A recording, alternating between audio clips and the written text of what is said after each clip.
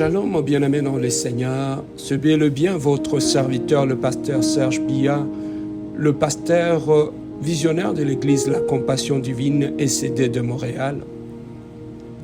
Aujourd'hui, dans le cadre de notre mission Le son de la trompette, j'aimerais aborder un sujet qui est très important pour nous en tant qu'enfants de Dieu. Un sujet que j'ai intitulé « Le chrétien face au désespoir ». Bien-aimé, étant humain, l'homme est composé de l'esprit, de l'âme et du corps. Étant devenu enfant de Dieu, bien-aimé dans le Seigneur, d'une façon ou d'une autre, nous faisons face aux défis de la vie, aux complications et aux inattendus. Et bien aimé, face à tous ces défis, nous ne réagissons pas tous de la même façon. Dans la Bible, Dieu nous a dit que le mal ne nous arrivera pas, mais il nous a dit, le mal viendra, mais il ne nous abandonnera pas. Il sera là avec nous pour nous aider à traverser n'importe quel défi, n'importe quelle situation qui peut subvenir dans notre vie en tant qu'enfant de Dieu.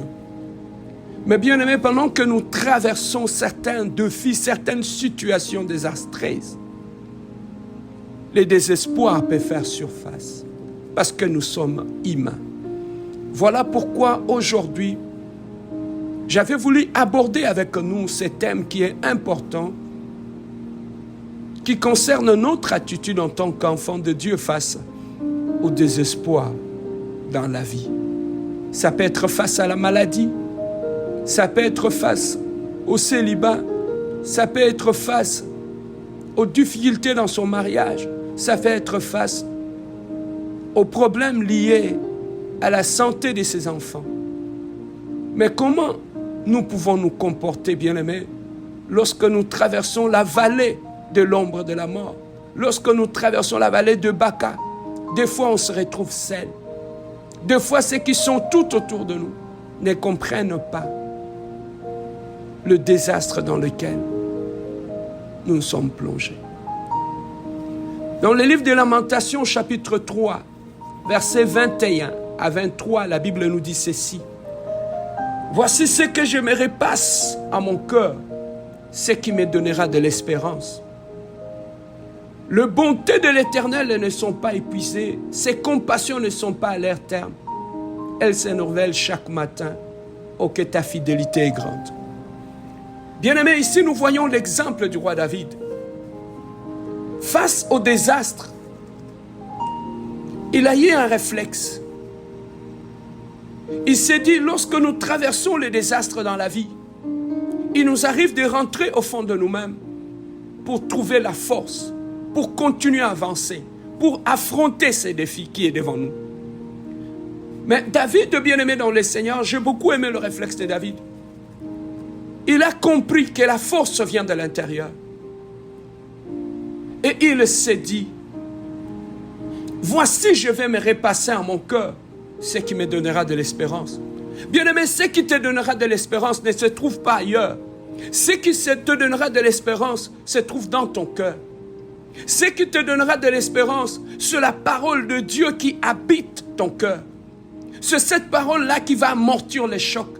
C'est dans cette parole-là que tu verras l'énergie de continuer à avancer. C'est dans cette bien-aimée parole-là qui demeure dans ton cœur que tu trouveras la force, bien-aimée dans le Seigneur, d'affronter la situation qui est devant toi. Mais dans la plupart des cas, bien-aimé dans le Seigneur, notre cœur est vide. Et c'est ça qui fait que lorsqu'on rentre au fond de nous-mêmes, on trouve un cœur vide.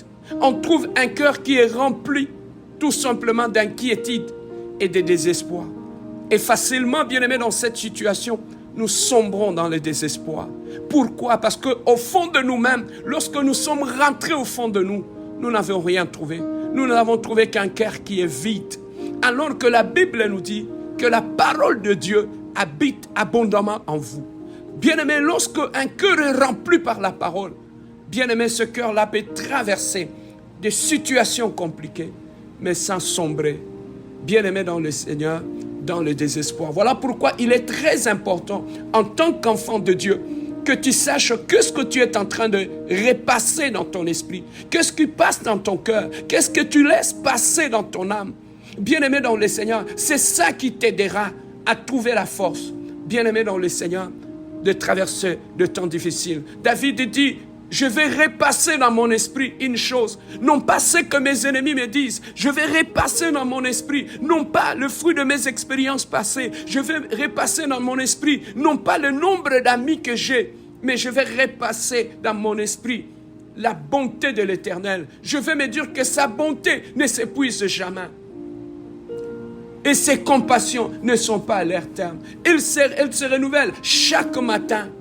Même si aujourd'hui ça n'a pas marché, je sais que demain c'est un autre jour. Sa bonté se renouvellera. Bien-aimés, voici ce que David avait trouvé pour l'aider à traverser ces moments difficiles, ces moments compliqués qui nous arrivent tous, où l'inattendu nous arrive. Et souvent, cet désespoir peut conduire soit à la dépression. Ce désespoir, bien-aimé, peut conduire certaines personnes à se renfermer sur elles-mêmes et à sombrer dans le désespoir. Bien-aimé, quand bien même il peut venir à l'église, il peut bien s'habiller, quand bien même elle peut bien se maquiller, mais tu vas trouver que, bien-aimé, dans ces visages-là, se cache un désespoir. Beaucoup, bien-aimés dans le Seigneur, par peur d'être jugés, d'être condamnés, se renferment sur eux-mêmes. Et bien-aimés dans le Seigneur, sombrent des fois dans la culpabilité ou dans la dépression. Bien-aimé, un profond découragement qui te fait dégoûter ce qui est censé être de valeur ou précieux. Il y a beaucoup à dire, bien-aimé dans le Seigneur, sur ce sujet qui touche, bien-aimé dans le Seigneur, le désespoir dans le milieu chrétien. Des fois, c'est silencieux. Et alors que ça vous ronge de l'intérieur, mais à qui en parler? Parce qu'on a peur d'être jugé. On a peur d'être condamné. Lorsqu'on fournit beaucoup d'efforts et que les résultats sont inexistants, ça peut vous plonger dans la dépression. Et plusieurs facteurs sont à l'origine, bien-aimés dans le Seigneur, de la dépression. Nous allons peut-être voir quelques exemples qui peuvent conduire un chrétien dans la dépression. Ça peut être la perte d'un être cher. Ça peut être une séparation, un licenciement, une maigre récolte après plusieurs sacrifices ou efforts fournis. Des blessures intérieures aussi peuvent causer, bien-aimés dans le Seigneur, le désespoir ou la dépression. Nous ne sommes pas, bien-aimés, tous pareils psychologiquement. Certains ont beaucoup plus besoin d'aide pour se relever après un échec, sinon ils sont exposés, bien-aimés, dans des pensées obscures. Lorsque nous allons dans la Bible, nous voyons l'exemple aussi dans la Bible de certains serviteurs de Dieu ou prophètes de Dieu qui étaient confrontés à des situations désastreuses et qui ont sombré et dans la dépression. Nous avons l'exemple d'Élie, le Tishbite. Bien-aimé, pour lui, il alla dans le désert. Après une journée de marche, il s'assit sous un genêt et demanda la mort en disant, « C'est assez, maintenant Éternel, prends mon âme, car je ne suis pas meilleur que mes pères. » Tu vas trouver ça dans le livre de 1 Roi, chapitre 19, verset 4. Élie, malgré la puissance de son ministère, il a y à manifester quelques signes de fébrilité. Élie demanda la mort à Dieu en fuyant la mort que Jézabel voulait lui donner. Il n'a pas pu supporter, après une grosse victoire sur le faux prophète, de devoir fuir encore Jézabel. De nos jours, bien-aimés, il y a des gens, des héros de hier, de ceux qui hier ont été des pionniers dans X ou Y domaine, qui vivent, mais dans l'âme où le cœur demande à Dieu de leur donner la mort.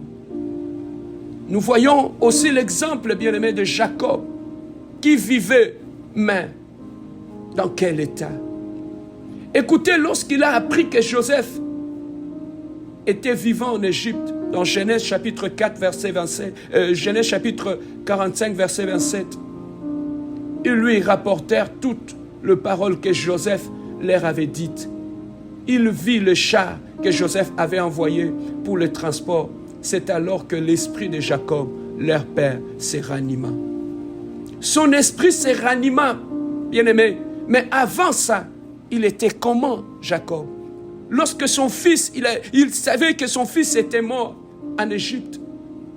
Bien-aimé, lorsque nous réalisons le même verset avec une autre vision, et ils lui dirent toutes les paroles que Joseph leur avait dites, puis il vit le chariot que Joseph avait envoyé pour le porter, et l'esprit revint à Joseph, le père.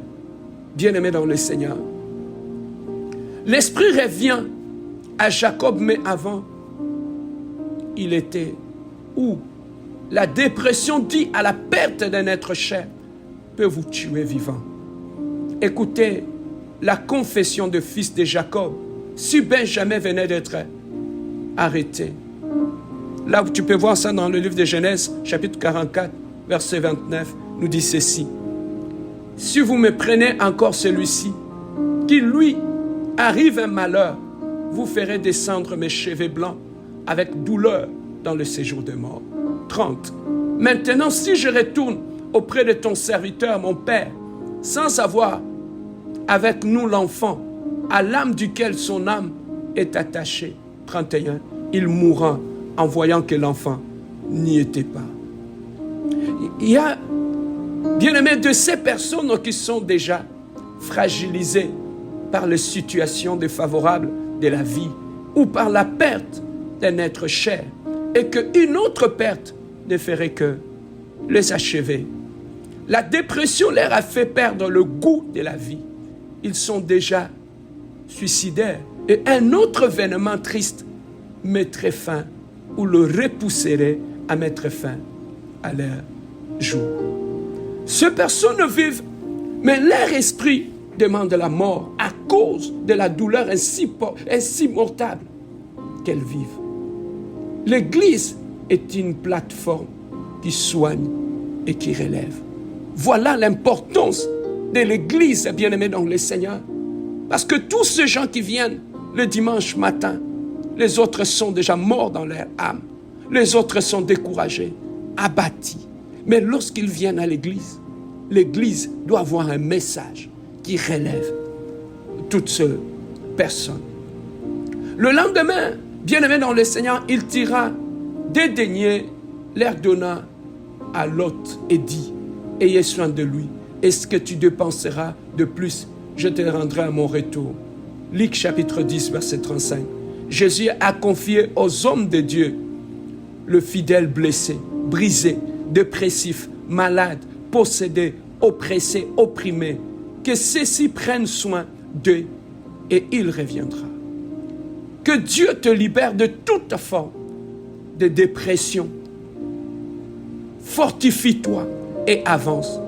Sois un sujet de joie et un canal de bénédiction pour ton prochain. Bien-aimé dans le Seigneur, ne soyons pas trop vite à juger les gens, à tuer les gens.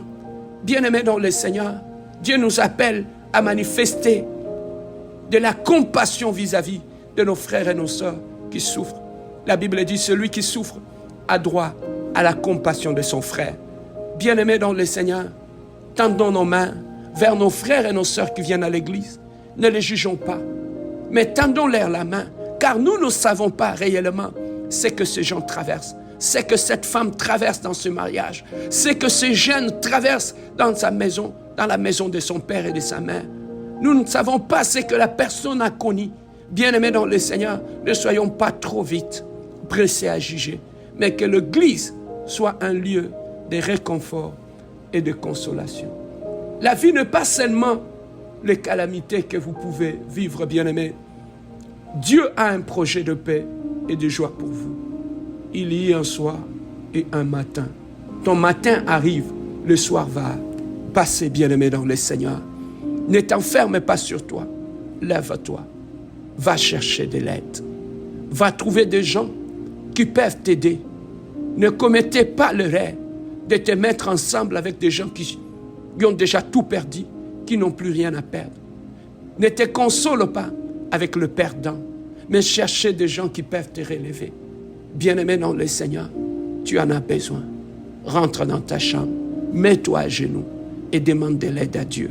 Il y a un Dieu qui répond dans le silence. Il y a un Dieu qui console. Il y a encore de l'espoir. Bien-aimé dans le Seigneur, pour ceux qui sont en vie. Ne tourne pas ton regard à contempler la grandeur de ton problème, mais tourne ton regard vers Dieu. Élève les yeux vers la montagne. C'est de là que le secours viendra. Et bien-aimé, corrige les discours intérieurs que tu es en train de te repasser chaque jour dans ton esprit. David a dit, je laisserai passer dans mon esprit que la bonté de l'Éternel ne sont pas à leur fin. Qu'est-ce que tu t'es dit? Quel est le message que tu te repasses quand tu es seul?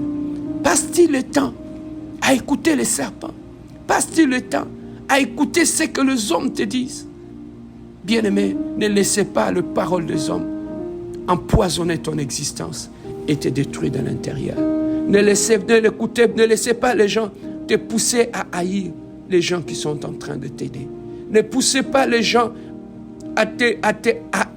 ne laissez pas les gens te pousser à haïr les gens qui veulent t'aider. Ne ferme pas les portes. Bien-aimé dans le Seigneur, que Dieu te soutienne et que Dieu t'aide à traverser la vallée de l'ombre de la mort. David a dit, même si je traverse la vallée de l'ombre de la mort, je ne crains aucun mal, car l'Éternel est avec toi. Même dans la vallée de Baca, les amis peuvent te laisser, ton mari peut te laisser, mais ton Dieu ne te laissera jamais. Ton histoire, ce que tu traverses aujourd'hui, sera un grand témoignage qui changera des vies, qui transformera beaucoup de vies. Beaucoup de femmes qui ont traversé la même chose dans leur mariage, lorsqu'ils entendront ton témoignage, ça relèvera beaucoup de gens.